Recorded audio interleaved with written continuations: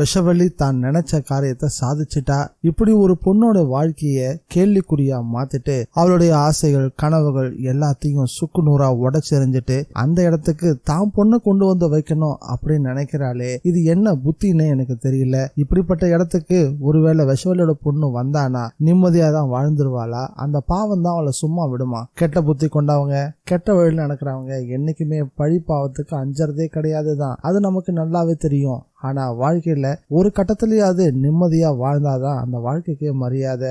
யாழினியோட வாழ்க்கையை இல்லாம அழிச்சிட்டு அந்த இடத்துல எப்படி விஷவள்ளியோட பொண்ணு நிம்மதியா வாழ்வான்னு எனக்கு தெரியல. தொடர்ந்து கடவுளும் பாருங்க விஷவள்ளிக்கு வாய்ப்புகளை அள்ளி அள்ளி வழங்கிக்கிட்டே தான் இருக்காரு. கெட்டவங்களுக்கு சோதனையை கொடுக்க மாட்டாரு, ஆனா கடைசி நேரத்துல கையை விட்டுருவாரு. அப்படின்னா நல்லவங்களுக்கு தொடர்ந்து சோதனைகளே கொடுப்பாரு, ஆனா கைவிட மாட்டாரு அப்படின்னு நம்மளை சமாதானப்படுத்துவாங்க. இது கேட்கறதுக்கு நல்லா தானே இருக்கு. ஆனா உண்மையில அப்படி ஒரு சம்பவம் நமக்கு நடக்கும் போது அந்த பிரச்சனையால வரக்கூடிய வேதனையை அனுபவிக்கும் போது ஒரு விரக்தியான மனநிலை ஏற்படுமே, அது எப்படி சமாளிக்கிறது? ஒரு மனுஷன் இயல்பா செய்யக்கூடிய எந்த ஒரு வேலையையும் எப்படி நிம்மதியா செய்யறது? எனக்கெல்லாம் விஷவள்ளி மேல வார்த்தைகளால வர்ணிக்க முடியாத அளவுக்கு கோபம் வருது. அதை விட மாயா மேல இன்னும் அதிகமாவே கோபம் வருது. ஏன்னா ஒருத்தனுடைய வாழ்க்கையை அழிக்கிறதுக்கு அதை திட்டம் போட்டு செயல்படுத்தி அதுக்காக லட்சக்கணக்கில் பணம் செலவு செய்ய தயாரா இருக்கக்கூடிய புத்திய என்னன்னு சொல்றது? அந்த காசை இல்லாதவங்களுக்கு கொடுத்தாலாவது அவங்களுக்கு அது ஏதாவது ஒரு வகையில பயனை கொடுக்கும். அவங்க நிம்மதியா வாழ்வாங்க.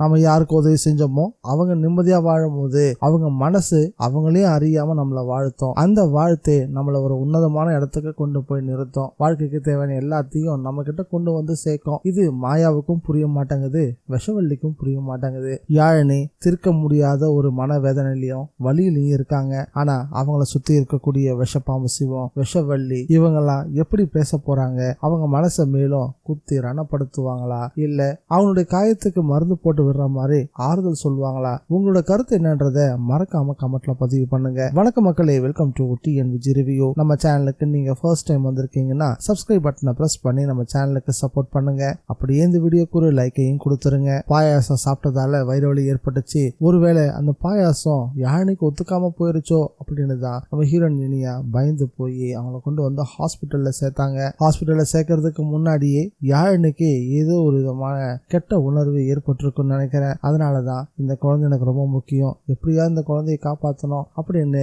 நம்ம ஹீரோயின் இனியாவோட கையை பிடிச்சுக்கிட்டு கெஞ்சாத குறையா பேசிட்டு போனாங்க.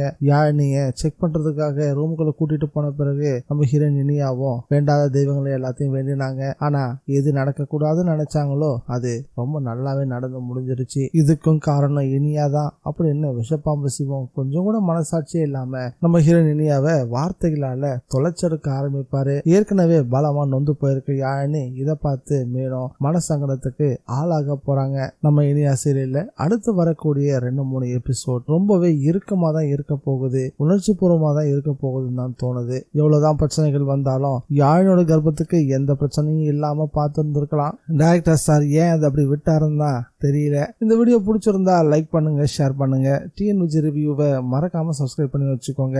மீண்டும் அடுத்த வீடியோல சந்திக்கலாம். Bye guys.